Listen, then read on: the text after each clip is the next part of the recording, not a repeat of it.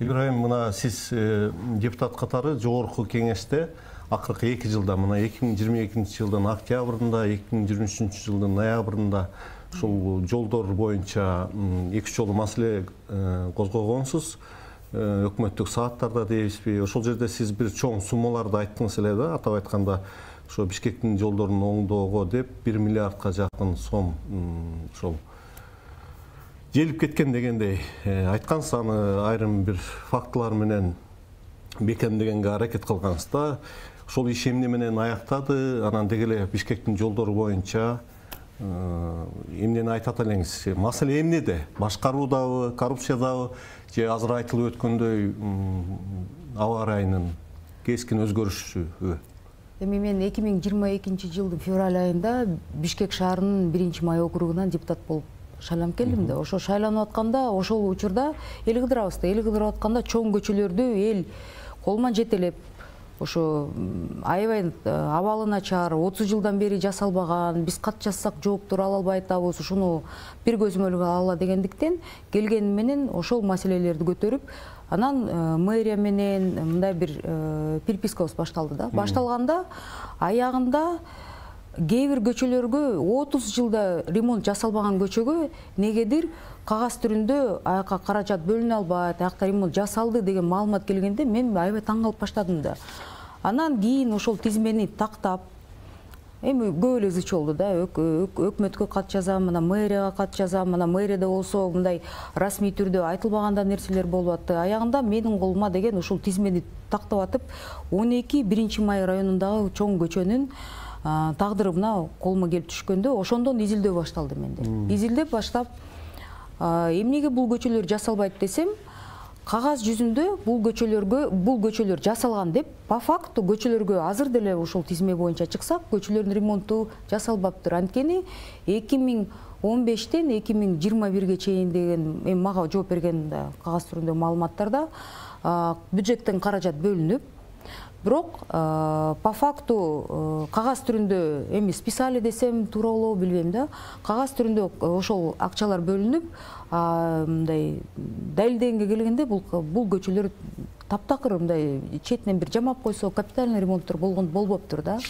Менин колумда ошол сиз көтөргөн маселе боюнча чакан бир мындай маалыматтарды чогултканга аракет кылдым.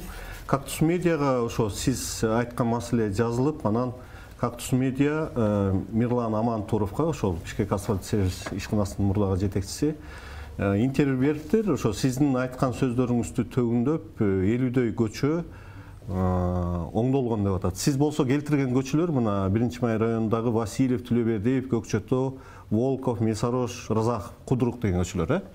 Азыркы абалы ошондо кимге ишенсек деген маселе да. Жок, Кот Мырза, бул аябай жеңил да. Могу мен айткан тизме, бул тизмени колго алып эле ошол көчөлөргө, мисалы Волкова көчөсү 2200 погонный метр деп строительный работа 2018-те башталыптыр. Бирок бүгүнкү чейин бүткөн жок.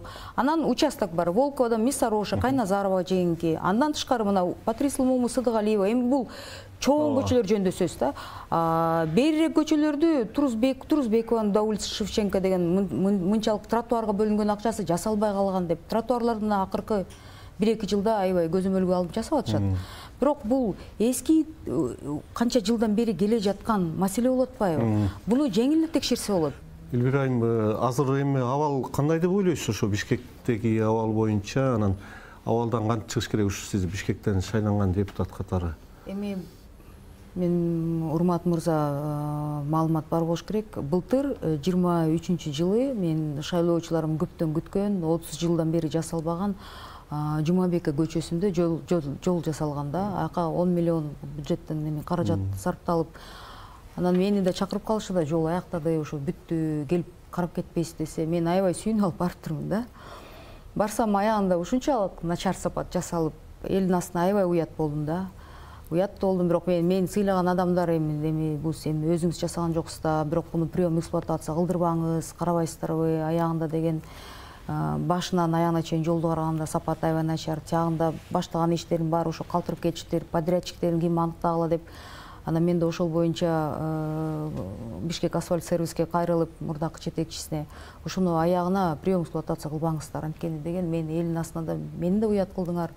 Эми биздин бүгүнкү күндө адамдарыбыз ошо жасаганга да Кудай шүгүр деп ошого да сүйүнүп калышат экен да. Бирок аябай начар сапатта болгондуктан мен жогорку кеңеш депутатымын да, мен бул мен көзөмөлгө алыш керекмин да шаардын депутаты катары деп мен ошол мэрияга анда мурдакы мэр болчу, аларга да кайрылып, ушуну аягына чейин жеткиргиле деп, мына бүгүнкү күнгө чейин ал эксплуатацияга алына элек ал жол. Анан мен ойлойм, азыркы Урмат мырза менен да ошону талкууладык, аягына бүтүрүп, жакшы сапат менен анан элге тапшырабыз деп сүйлөштүк. Жолду болсо ошо Бишкек асфальт сервис салган, ошо ооба, 2023 жылы.